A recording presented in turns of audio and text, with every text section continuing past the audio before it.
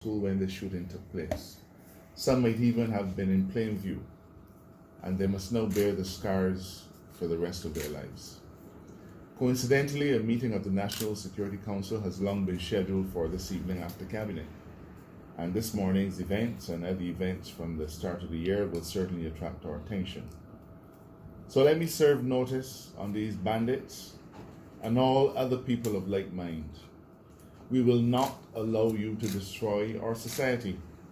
The handful of you will not be allowed to wreak havoc unchecked in Barbados. We are intent on bringing Barbados back to a state of relative peace and safety, and we will do whatever we must.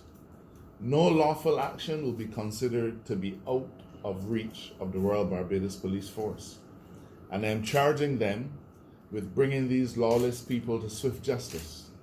Barbados must become a very uncomfortable place for these villains. The Royal Barbados Police Force, in our current estimates exercise, has sought additional resources, and I want to assure the people of Barbados that these requests are being looked on favorably.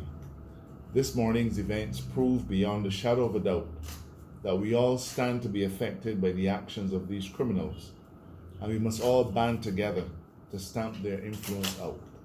I again urge Barbadians to desist from this notion that if they have information that they should not come forward. Even if it is your brother or your sister, anybody engaged in this kind of evil activity has to be brought to justice, and it can only happen with right-thinking Barbadians coming forward to support the efforts of the Royal Barbados Police Force. We are in this together, and when one side falls, the entire country will fall. Firearms on our streets. I'm not going to hazard a guess, but it is a reality. On a regular basis, you will hear about shootings taking place in our districts. Only on Tuesday, there was a shooting in New Orleans. I don't want to say that there's practically one every week, but you're a journalist and you know that these things are happening with alarming frequency. So we have a problem with firearms. Now, the police have been successful in seizing them, but the truth is, I don't think that we are really getting too much past the tip of the iceberg. So, while we have put the gun amnesty in place and that yielded just over 40 firearms, we honestly would be fooling ourselves if we expect that a criminal that buys a Glock for $4,000 in the black market, or that buys a submachine gun for $15,000 in the black market, is going to come and surrender in a gun amnesty. We would be foolish to think that. But there are some people who wanted the opportunity and we gave it to them.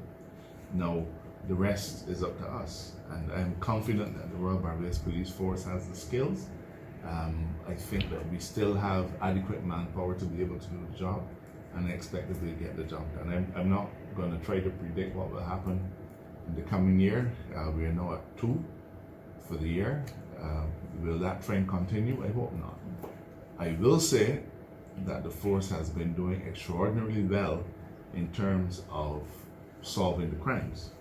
So many of those that took place last year, not that this is to satisfy anyone, what we want to do is to eliminate them, but the force has certainly been doing an excellent job in relation to the investigations and charging individuals. And that kind of job is what we expect to see persisting in relation to finding weapons and getting them off the street.